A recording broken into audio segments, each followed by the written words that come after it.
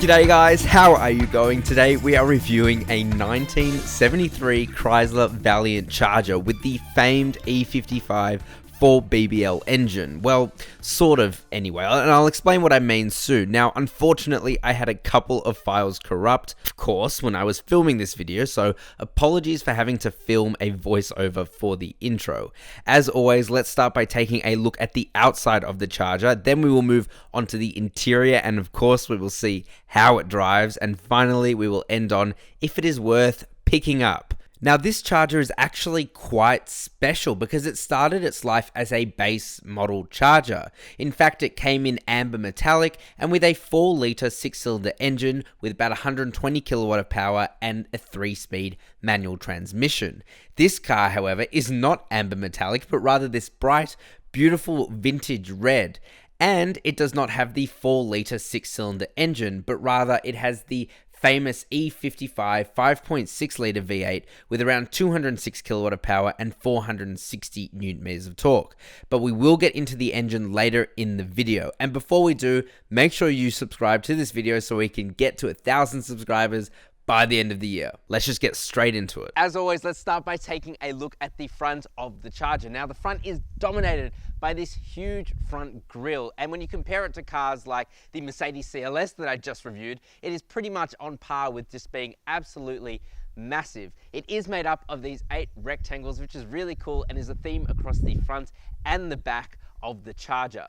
Now, flanking the grille are these 7-inch headlights, which are actually a departure from the previous generation, which were, again, rectangles. Otherwise, across the front, there is this huge chrome bar, which makes the car look very menacing, very muscle, which is exactly what this car is. It is a muscle car, and the front definitely shows that. And now we have the rear, and as a centerpiece, quite literally, is the fuel filler cap right here. It is such a cool look that they put the fuel filler cap right on the rear. It is nothing like you'll ever see in today's cars. Maybe they'll have it on the C-pillar, maybe they'll have it on the side as usual, but they will never have it at the rear quite like that. It is so cool. As I was saying, we have the theme of rectangles, and count them at the back. There are 14 rectangles which make up the rear taillights. It is quite ridiculous how many there are, but who cares? It is a really cool car. And then we have this dual tone paint job at the back here where it's got this black that goes along the entirety of the rear, coming all the way up to this lip spoiler up the top, which again is such a cool look, and it goes really well together, this red, this vintage red, and this black. And then we have this huge chrome bumper at the back, and down the bottom are those dual exhausts connected to that big V8 up front. Of course, this is the side of the Charger, and manufacturers take note. BMW, Mercedes, Audi, this is a coupe. And what a coupe it is. This is unmistakably a muscle car from the front, rear, and the side. Such a cool look going over the back of it. Yes, it does make the interior a little bit smaller, a little bit less practical, but who wouldn't want that for a look like this? And then take a look at these wheels as well. They are only 14 inches in diameter, but boy, are they cool. They look so fitting for this car, and they make the Charger exactly what it is. A muscle car. Now let's take the Valiant Charger for a drive, but before we do, make sure you go down there and subscribe to this channel and share this video with a friend, because not many people are going to know about the Valiant Charger. Anyway, on with the drive. Now, the first thing I want to talk about is this dashboard, because it wasn't just the outside of the paint and it wasn't the engine that was just changed. Also, some touches in the interior were changed. The dashboard is actually from a Charger 770, which was effectively the top of the range Charger. And as a result, we have these really cool cone-shaped gauges. And not only that, we also have a rev counter as well, which you don't get in the standard Charger. So you can actually see what your RPM is, which is important in today's day. The steering wheel as well is not the original. This one was pulled from a Charger RT, which means road and track. Track being the weekend, road being the 5 days a week. And it's really cool. It's this 3-spoke metal steering wheel, which feels awesome to drive. It's what you would expect to see in a race car. Talking about the seats, they are quite soft, but I think that's just a matter of them being a bit older now. They were reupholstered, but the springs in them, you definitely sink into them. Or maybe that's just a fact of these cars. I don't really know, but they are really cool. They don't hug you like a sport bucket seat would, but of course that wasn't around 40, 50 years ago when this car was being designed. So I think the seats are very suitable for the car. They are made of vinyl, they're not leather, they're nothing too special, but they do the job pretty well and they look pretty cool. I think talking about the rest of the interior, the quality is pretty so-so. I think they were just starting to experiment with lots of plastics, things like that. So it doesn't have the nicest interior, but it's not unusual for this period of car. Everything is either vinyl or plastic, and the plastic is starting to get very old because it's original plastic. Briefly talking about the back seats, yes, this car does have back seats and they're okay. They're actually comfortable enough. Same situation, black vinyl, and you do sink into them quite a lot, but you can fit 4 people in this car actually relatively comfortably. Now, there isn't much leg room, but there is enough headroom to get by. I'm 5'11" and it's okay. Across this car, you'll find no cup holders, nothing like that, but it is a driver's car, so I'm going to forgive it. It's old, it's an old coupe, it works okay. Now you'd think with this having a lip spoiler and having that coupey looks, it would be a liftback or something like that.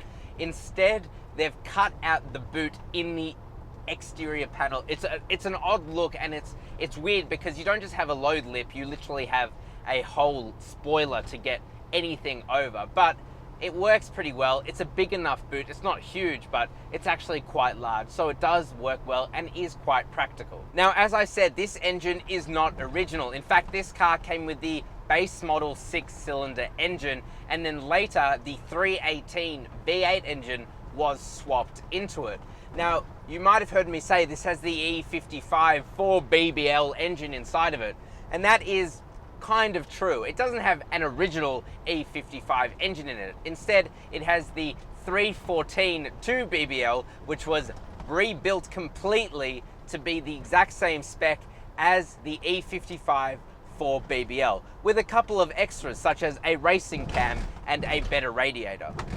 As a result, this car makes around about 205 kilowatt of power and 460 Newton meters of torque. Even though it actually is a lot of power, especially for a car from the 1970s, it doesn't hit you like other cars, modern day cars would. You don't just go flying back in your seat, but it is strong power that just continues to build no matter what speed you're at. You could be going 120 kilometers an hour and it will continue building up power in a very linear fashion. And that's what makes this engine so good. It has a lot of grunt and it will just continue to go. Steering as well is very analog. There is no power steering. There is no safety equipment in this to make the steering any lighter. It is very direct, very analog, but it feels really good. It is very tight, it's very heavy steering, and as a result, you feel like wherever you point the front of this car, it will go. Let's see how the car takes off.